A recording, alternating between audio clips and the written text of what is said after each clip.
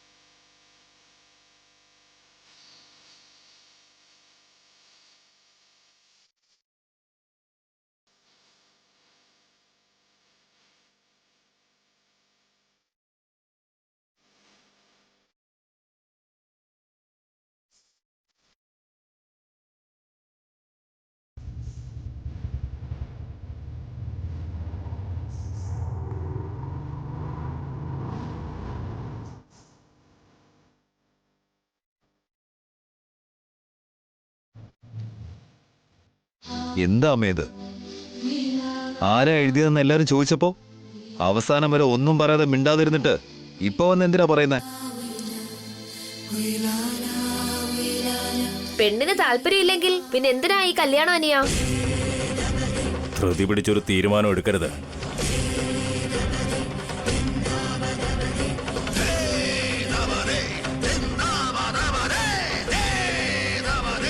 എന്താടി നാടകം കളിച്ചിട്ട് ഇപ്പോഴിത് കരഞ്ഞുകൊണ്ടിരിക്കുന്നോ? ആ ഗൗതമനോട് പോകാൻ പറഞ്ഞില്ലേ? നീ ഇവിടുന്ന് പോടി.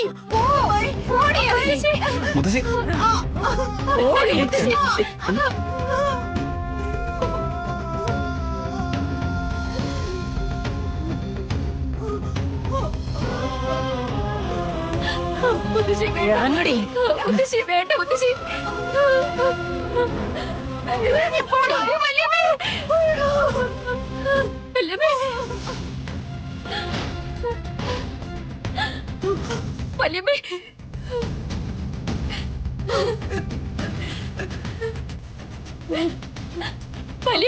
എന്ത് തെറ്റാ ചെയ്തത്? നീ കരയുന്നത് കണ്ട് അവൾക്ക് സഹതാപം തോന്നിയില്ലേ?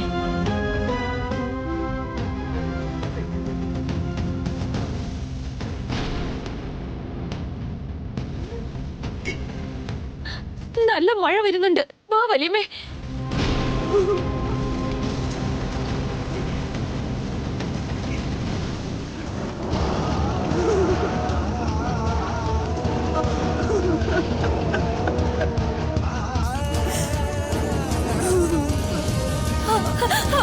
അയ്യോ മുത്തശ്ശി, അവിടെ തന്നെ നിൽക്ക്. നല്ല മഴ പെയ്യുന്നുണ്ട്. വല്യമ്മയ്ക്ക് താങ്ങാൻ പറ്റില്ല.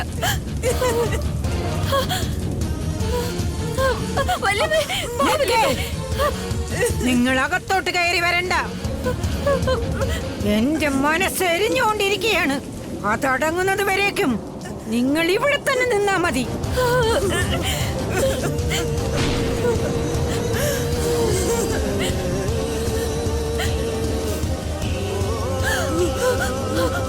വലിയമ്മേ, വലിയമ്മേ, വലിയമ്മേ.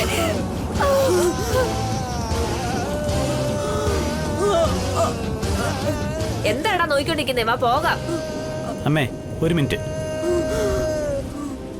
അങ്കിൾ, അവര് തമ്മിൽ യാതൊരു ബന്ധവും ഇല്ല. ഈ കല്യാണം മുടക്കണമെന്ന ഉദ്ദേശത്തിൽ ചെയ്തതാണെന്ന് എനിക്ക് തോന്നുന്നത്. അതിനുവേണ്ടി ആയിരിക്കും ആ ലെറ്റർ എഴുതിയത്. എന്തൊക്കെ നടന്നാലും ശരി, അതെല്ലാം മറന്ന് അങ്കിളിന്റെ മകളെ വിവാഹം ചെയ്യാൻ ഞാൻ തയ്യാറാണ്.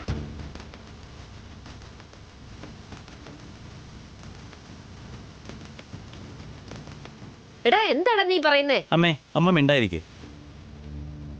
ഇവനെന്താ എന്നെ പോലെയാണല്ലോ ചിന്തിക്കുന്നത്.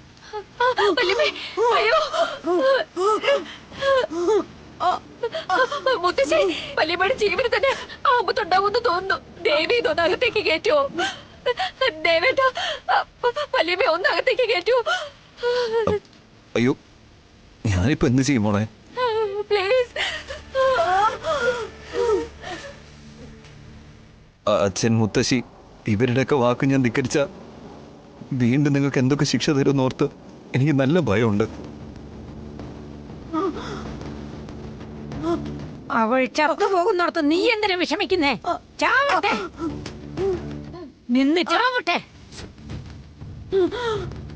ഞങ്ങളുടെ മാനം കളഞ്ഞത് കൊണ്ടാ അവൾ മരിച്ചതെന്ന് ഞങ്ങൾ പറഞ്ഞോളാം. മുത്തശ്ശി, ഞാൻ നിങ്ങളോട് തൊഴിൽ പറയുമോ? പ്ലീസ് വല്യമ്മ ഒന്ന് അകത്തേക്ക് കയറ്റു. Please please. വരദരാജ, ഇവരോട് ക്ഷമിക്കണോ? അതിനവൾ കല്യാണത്തിന് സമ്മതിക്കണം.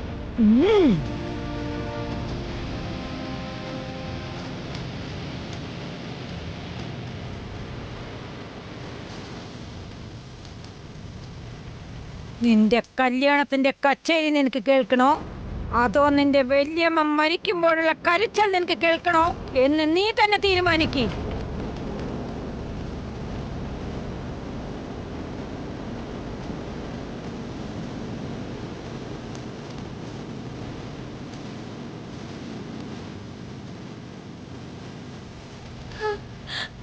ആയിക്കോളാം, കല്യാണപ്പെട്ട് ഞാൻ ആയിക്കോളാം. ഈ കല്യാണം ഞാൻ ചെയ്തോളാം.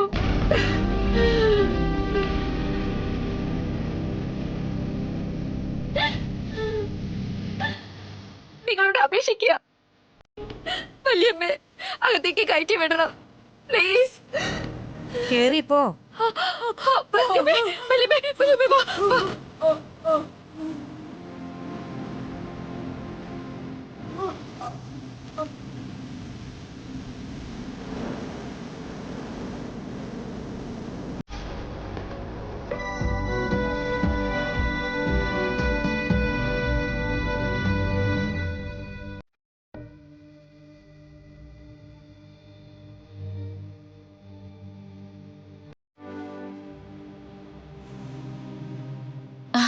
വല്യമ്മേ, വല്യമ്മേ, ആ എനിക്ക് ടാബ്ലറ്റ് കഴിച്ചിട്ട് കിടക്ക്.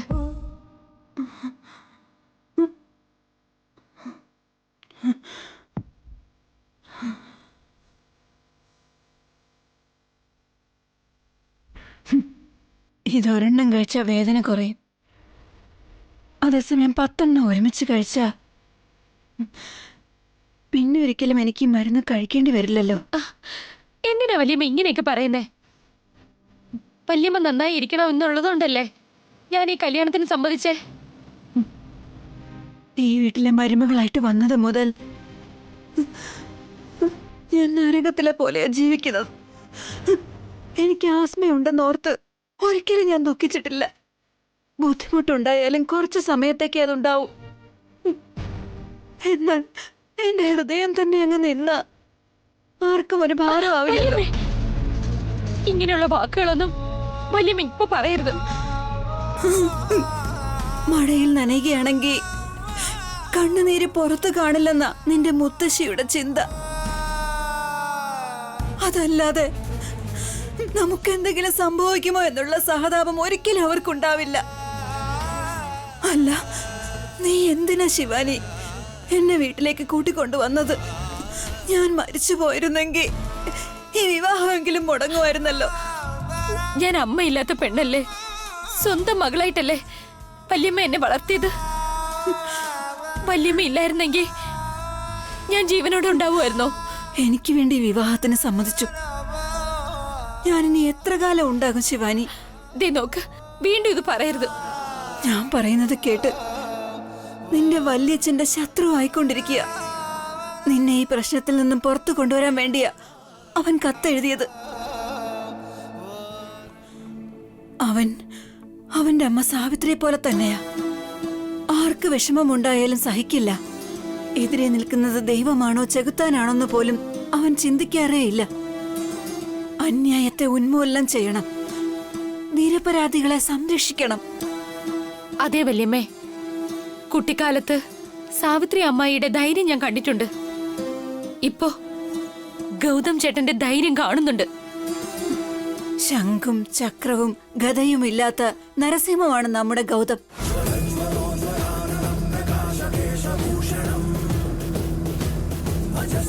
എന്റെ ഭർത്താവിനെ തോൽപ്പിച്ച് അവൻ ജയിക്കുന്നത് കാണാൻ വേണ്ടിയെങ്കിലും ഞാൻ ജീവനോടെ ഉണ്ടാകണമെന്ന് ഇടയ്ക്കിടയ്ക്ക് തോന്നും. വല്യമ്മേ, ഈ ടാബ്ലറ്റ് കഴിക്കേ.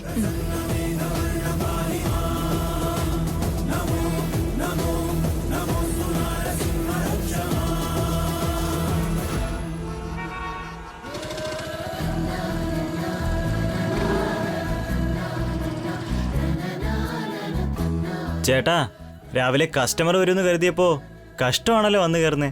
നീ എന്താ കടയിൽ പറയുന്നത്? ദേ അങ്ങോട്ട് നോക്കിയേ.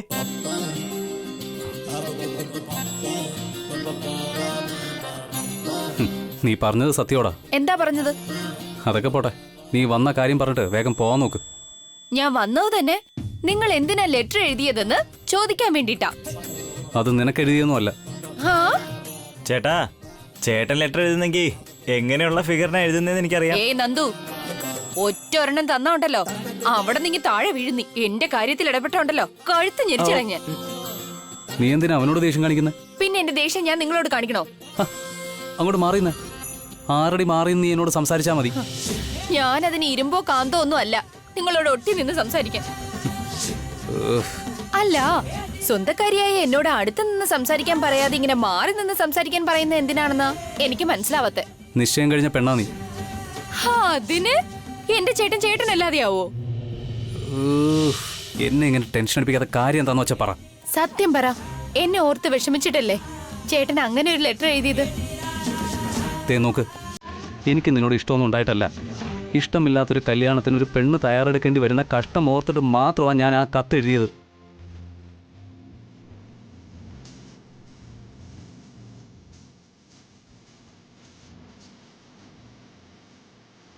നിങ്ങളുടെ മനസ്സില് സഹതാപമൊക്കെ ഉണ്ടെന്ന് തോന്നല്ലോ. ഞാനും ഒരു മനുഷ്യനാണല്ലോ. ശരി, വിട്ടേക്ക്. നിങ്ങൾ ഇത്രയും ക്ഷമയോടെ സമാധാനത്തോടെ എന്നോട് സംസാരിക്കുന്നത് എനിക്ക് ഒട്ടും തന്നെ ഇഷ്ടമല്ല. നിങ്ങൾ എന്താ പറയുന്നത് ചേച്ചി? നിങ്ങളോട് നല്ല രീതിയിൽ സംസാരിച്ചാൽ ഇഷ്ടപ്പെടില്ലേ? ഏയ് അങ്ങനെയല്ല. എപ്പോ നേരിൽ കണ്ടാലും എന്നോട് വഴക്ക് കൂടുന്ന ചേട്ടൻ ഇപ്പോ ദേഷ്യപ്പെടാതെ സംസാരിക്കുമ്പോ എനിക്ക് വിഷമം തോന്നില്ലേ? നന്ദുനെ എന്തിനാ നോക്കുന്ന ചേട്ടൻ?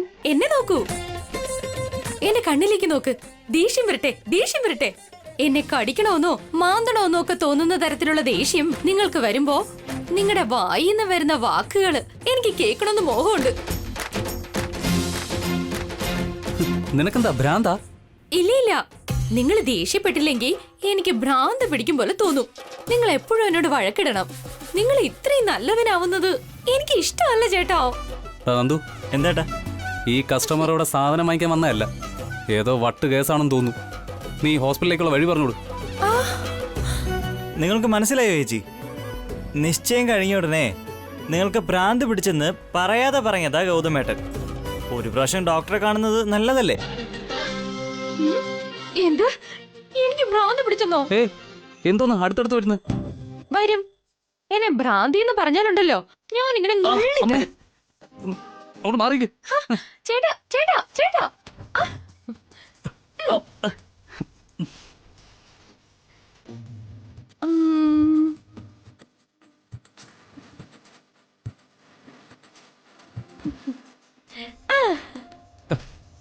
നീ ഇങ്ങനെയൊക്കെ കാണിച്ചാണ്ടല്ലോ കണ്ടു നിൽക്കുന്നവർ പലതും വിചാരിക്കും. മാറിയേക്ക് അങ്ങോട്ട്.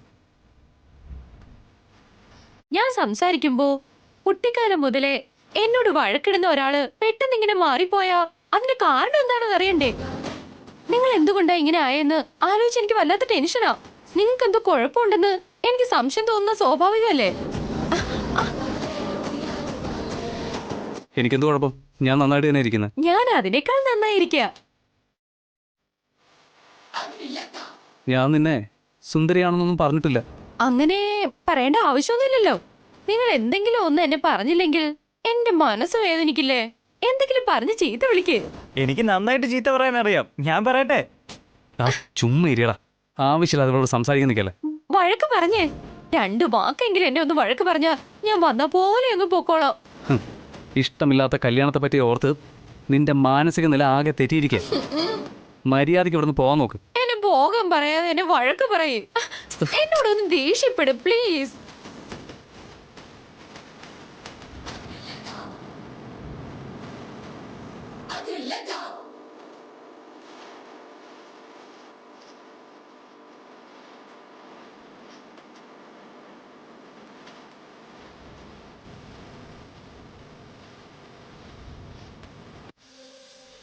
അല്ല ഗൗതം, നിങ്ങൾ വഴക്കിടുകയാണോ അതോ കയറ് ചുറ്റി കളിക്കുകയാണോ?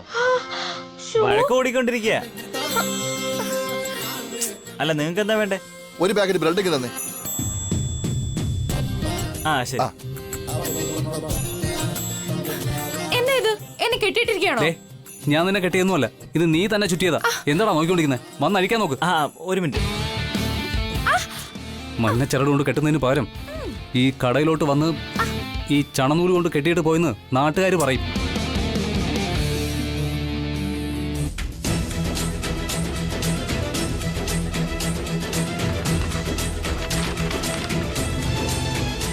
എഴുതിയത് ചേട്ടനാണ്. അങ്ങനെ കത്തെഴുതാനായി ഗൗതമനോട് പറഞ്ഞത് ഞാനാണ്. മുത്തശ്ശി, ഞാൻ ഡ്യൂട്ടിക്ക് പോയിട്ട് വരാം. നീ എന്തിനാ തിരിച്ചു വരുന്നത്? എന്താ മുത്തശ്ശി, എന്താ അങ്ങനെ പറഞ്ഞേ? തിരിച്ചു വരരുതെന്ന് പറഞ്ഞപ്പോ നീ ഇങ്ങനെ ഞെട്ടുന്നുണ്ടല്ലോ. എന്നാലാ ഗൗതം ഈ വീടിന്റെ പടി ചവിട്ടരുതെന്ന് നമ്മൾ കരുതിക്കൊണ്ടിരിക്കുമ്പോ അവൻ നമ്മുടെ വീട്ടിനകത്തേക്ക് വന്ന് നമ്മളെ നാണം കെടുത്തി പോയിരിക്കുക. അവൻ അവന്റെ സഹോദരിമാർക്ക് വേണ്ടി വന്നു, അവരെ കൂട്ടിക്കൊണ്ടുപോയി. അവൻ ഇവിടുന്ന് കൂട്ടിക്കൊണ്ടുപോയത് അവന്റെ സഹോദരിമാരെ അല്ല, നമ്മുടെ മാനത്തെയാണ് ദേവ. എന്തിനാ അങ്ങനെ ചിന്തിക്കുന്നേ? നിന്റെ അനിയത്തി ശിവാനിയുടെ കല്യാണം തടയണമെന്ന് വിചാരിച്ചവന്റെ അനിയത്തിയുടെ കല്യാണം തടയണമെന്ന് നിനക്കൊരാഗ്രഹവുമില്ലേ? നീ കള്ളച്ചിരി ചിരിക്കുന്നുണ്ടെങ്കിൽ എന്തോ ഒന്ന് ആലോചിച്ച് വെച്ചിരിക്കുന്നെന്നർത്ഥം. എന്താ അത്? ജോലിക്ക് പോകുന്നതിന് മുമ്പ് മുതിർന്നവരുടെ അനുഗ്രഹം വാങ്ങിയിട്ട് വേണം പോവാൻ. ഞാൻ ഇറങ്ങുന്നു മുത്തശ്ശി.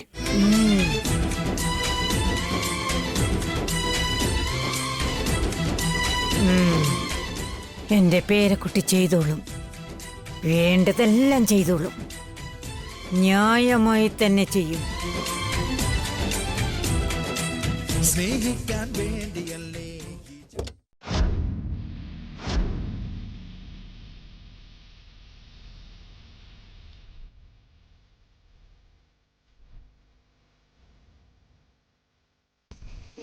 ദൂരെ നിന്ന് നോക്കുമ്പോൾ മലകൾ ഭംഗിയായി തോന്നും പോലെ നിന്നെ ഇങ്ങനെ ദൂരെ നിന്ന് നോക്കുമ്പോ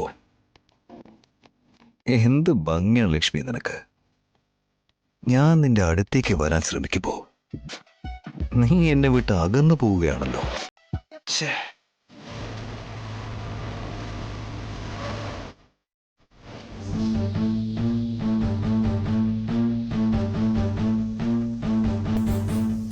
ലക്ഷ്മി എന്താ ഇവിടെ നിൽക്കുന്നത്?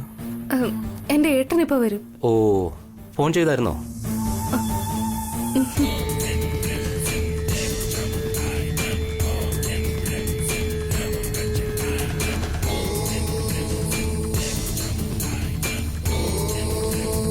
കോൾ ചെയ്യാതിരുന്നാൽ താനെവിടെ നിൽക്കുന്നു തന്റെ ഏട്ടൻ എങ്ങനെ അറിയും? സ്കൂൾ ടൈം കഴിയുന്നതിന് 5 മിനിറ്റ് മുൻപ് തന്നെ ഏട്ടൻ ഇവിടെ വരാറുണ്ട്. ഇനി അഥവാ ഏട്ടൻ വന്നില്ലെങ്കിലോ? എന്തായാലും വരും.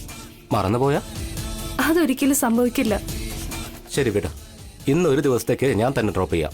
വന്ന് വണ്ടി കയറാം.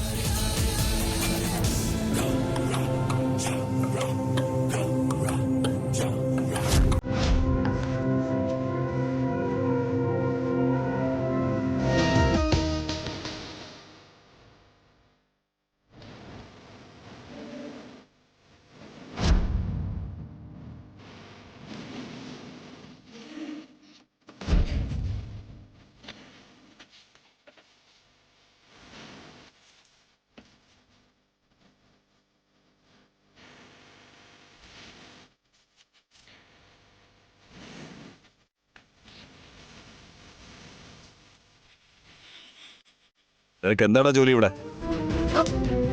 ഞാൻ എന്ത് ചെയ്തു സർ?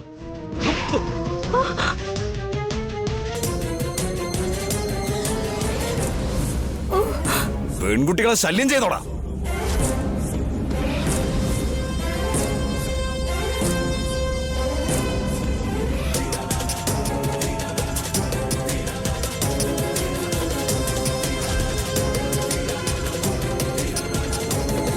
എന്താ സാർ ഈ പറയുന്നത്? റാസ്കൽ, നീ എന്നെ എതിർത്ത് സംസാരിക്കുന്നോടാ? ആ? സാർ അത് ഞാൻ അവരെ വീട്ടിൽ ഡ്രോപ്പ് ചെയ്യാന്ന് പറഞ്ഞത് സാർ. അവള് നിന്നോട് ചോദിച്ചോ? അവള് നിന്നോട് ചോദിച്ചോന്ന്? അതല്ല സാർ. ഒഴിക്കടാ, ഒഴിക്കാനല്ല പറഞ്ഞത്. ഒഴിക്കണം. സാർ ഞാൻ അയക്കാം.